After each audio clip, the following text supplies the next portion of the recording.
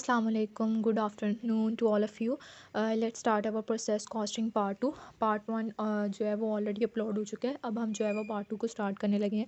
Part 2 में जो है वो मेनली डिस्कस इंस्पेक्टेड यूनिट्स को होगा, यानी स्टेज ऑफ इंस्पेक्शन को, कि वो क्या है या इंस्पेक्टेड यूनिट्स क्या है। ठीक है, तो स्टेज ऑफ इंस्पेक्शन जो कैलकुलेट की जाती है वो हम नॉर्मल लॉस, अब नॉर्मल लॉस और अब नॉर्मल गेन के लिए करते हैं।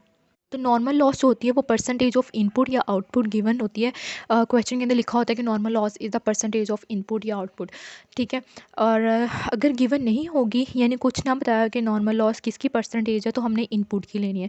ठीक है, और कभी कभी स्टेज ऑफ इंस्पेक्शन भी गिवन होती है और साथ में लिखा भी होता है कुछ क्वेश्चन के अंदर कि परसेंटेज ऑफ इनपुट, इनपुट की परसेंटेज है लॉस, और इंस्पेक्शन स्टेज भी दी हुई है। तो तब हमने स्टेज ऑफ इंस्पेक्शन के थ्रू जो इंस्पेक्टेड यूनिट्स निकलेंगे उस पे लेनी है, ना कि इनपुट पे। ठीक है, ये मैंने लिखा भी हुआ है। और स्टेज ऑफ इंस्पेक्शन हम क्यों करते हैं? टू चेक मशीन मेंटेनेंस की जितने यूनिट्स डिफेक्टिव हैं उनको अब निकाल लिया जाए, ताकि वो दूसरे यूनिट्स को ख़राब ना करें। ठीक है, और ये किसी भी वक्त कर सकते हैं। ठीक है, इंस्पेक्टेड यूनिट्स किस तरह निकालेंगे? ठीक है, अगर उसकी जो स्टेज ऑफ इंस्पेक्शन की जो परसेंटेज होंगी उसको हम कंपेयर करेंगे स्टेज ऑफ कंप्लीशन के साथ, ओपनिंग के और क्लोजिंग के। इनपुट तो ऑलवेज इंस्पेक्टेड यूनिट्स के अंदर आएंगे ना। ठीक है, और अगर आपको स्टेज ऑफ इंस्पेक्शन कोई नहीं दी गई तो आपने 100% अज्यूम कर लेनी है। Stage of inspection for example यहाँ पे एक मैंने क्वेश्चन लिखा है कि ओपनिंग 2000 है जिसमें 45% कंप्लीशन हो चुकी है, इनपुट 2500 एंड क्लोजिंग 1800 जो 70% कंप्लीट हो चुके हैं, and stage of inspection 75% complete है।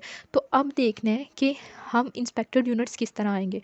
ठीक है, और नॉर्मल लॉस जो है वो इंस्पेक्टेड यूनिट्स की परसेंटेज के लिए होता है। ठीक है, अब अगर वो आगे लिखा हुआ है कि बोथ गिवन, देन हमने इंस्पेक्टेड यूनिट्स पे अप्लाई करना है, यानी इनपुट का भी दिया हुआ है इंस्पेक्टेड पे, तो इंस्पेक्टेड पे अप्लाई करना है। तो इसमें जो ओपनिंग है ना उसकी परसेंटेज को हम स्टेज ऑफ इंस्पेक्शन की परसेंटेज के साथ कंपेयर करेंगे। यानी अगर यहाँ पे ओपनिंग दिया हुआ है 45% कंप्लीट और स्टेज ऑफ इंस्पेक्शन दी हुई है 75% कंप्लीट, यानी कि अभी ओपनिंग का जो मटेरियल है वो स्टेज ऑफ इंस्पेक्शन से गुजरेगा। लेकिन अगर यहाँ पे दिया होता कि ओपनिंग जो है 85% कंप्लीट है, तो इसका मतलब कि इंस्पेक्शन पहले ही हो गई है। ठीक है, अभी ओपनिंग का जो है वो इसमें से अब नहीं गुजरेगा। तो at a time of inspection आपने देखना है कि कौन कौन से यूनिट्स जो हैं वो अब इसमें से गुजर सकते हैं। ठीक है, जैसे ओपनिंग यहाँ पे 45% तो वो भी अभी इसमें से गुजरेगा, क्लोजिंग अगर 70% है तो वो भी इसमें से गुजरेगा। तो उसी हिसाब से ओपनिंग को प्लस इनपुट को हमेशा लेंगे, क्लोजिंग को माइनस करके जो यूनिट आएंगे उसको हम इंस्पेक्टेड यूनिट्स कह देंगे। ठीक है, देन उसकी परसेंटेज पे हम इसको नॉर्मल लॉस को ले लेंगे। दूसरा सवाल दिया हुआ है उसमें मैंने क्लोजिंग जो है वो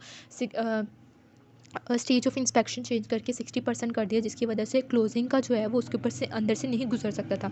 तो क्लोजिंग पे हमने फिर कोई वैल्यू नहीं ली और जो भी उसमें वहाँ पे वैल्यू आई है देन उसको 10% लेके उसका नॉर्मल लॉस कंसीडर कर लिया। ठीक है, कभी कभी क्वेश्चन में इस तरह होता है कि ओपनिंग के आगे दिए होते हैं डायरेक्ट मटेरियल, आगे वैल्यू लिखी होगी कि direct material 40% complete with respect to material और 60% तो कन्वेयन।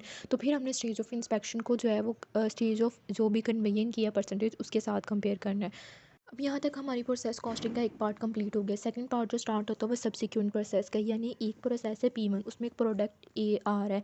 ठीक है, देन उसका जो आउटपुट बन के P2 में जा रहा है। ठीक है, तो एक तो ये है, लेकिन एक न्यू मटेरियल ऐड कर देंगे P2 में जाके, यानी एक प्रोडक्ट ए भी है और P2 में एक प्रोडक्ट बी भी ऐड कर दिया। ठीक है, तो इसमें जो चेंज आएगा वो ये होगा कि आउटपुट ऑफ जो P1 है ना वो इनपुट बन जाएगा P2 का। वो तो आपको पता है जब प्रोडक्ट ए P1 से निकल के P2 में जाएगा तो वो उसका आउटपुट और इसका इनपुट कहलाएगा। ठीक है, और क्वांटिटी शेड्यूल में जब हम इनपुट लेंगे तो क्वांटिटी शेड्यूल जब हम इनपुट लिख रहे होते हैं तो वहाँ पे हम ट्रांसफर इन लिख के, लेकिन हम वही आउटपुट वाली वैल्यू लिखेंगे। जब भी कोई सब्सिक्वेंट प्रोसेस में न्यू मटेरियल ऐड हो रहा होता है तो देन उसका इफेक्ट कॉस्ट पर यूनिट पे होता है and statement of equivalent production पे होता है। ठीक है, कॉस्ट पर यूनिट में ये होता है कि वो न्यू मटेरियल एंड कन्वेयन के साथ साथ एक एडिशन वर्ड यूज़ होता है P1 का, यानी P1 हम पहले ले रहे होते थे प्रोसेस 1 के लिए मटेरियल, अब हम न्यू मटेरियल का भी एक पॉइंट ऐड करेंगे और वहाँ पे उसकी वैल्यू लिखेंगे। स्टेटमेंट ऑफ इक्विवेलेंट प्रोडक्शन में जो है वो बहुत सी चेंजेस आएंगे, किस तरह कौन सी वैल्यू लिखनी है वो सारी यहाँ पे लिखी हुई है।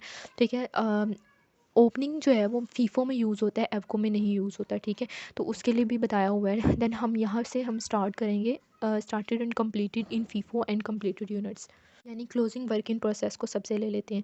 स्टार्टेड एंड कंप्लीटेड यूनिट्स तो दोनों के अंदर होते हैं ना, एवको के अंदर भी और फीफो के अंदर भी, तो वो आप P1 न्यू मटेरियल और कन्वेयंस सब में 100% ही लेंगे।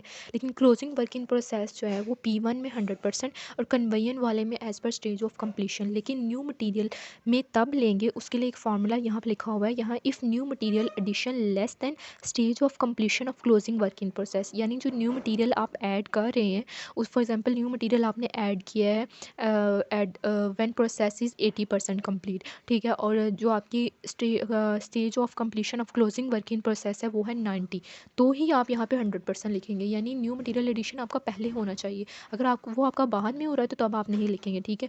और आगे मैंने आगे एग्जाम्पल के साथ भी समझाया हुआ है कि क्लोजिंग वर्क इन प्रोसेस 2000 या 20% कंप्लीट है, और न्यू मटेरियल ऐड तब कर रहे हैं व्हेन प्रोसेस जो है वो 10% कंप्लीट हो रहा है। तो यहाँ पे देखिए कि न्यू मटेरियल एडिशन जो है वो पहले ही हो रही है क्लोजिंग वर्किंग प्रोसेस के साथ जब कंपेयर करें, तो ही हमने उनकी वैल्यू लिखी हुई है।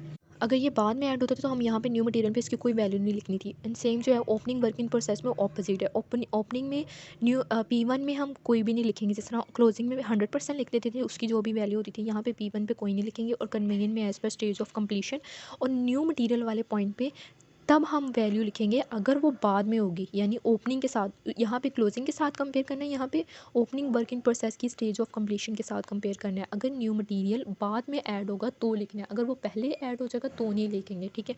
ये था आज का टॉपिक। अब जो नेक्स्ट टॉपिक होगा उसमें हम एबनॉर्मल लॉस और गेन की किस तरह कंप्यूटेशन होगी वो डिस्कस करेंगे। एंड देन फर्दर अगर इसका कोई क्वेश्चन सॉल्व हो सका तो वो भी मैं ट्राई करूँगी, ठीक है। थैंक यू, अल्लाह हाफिज़।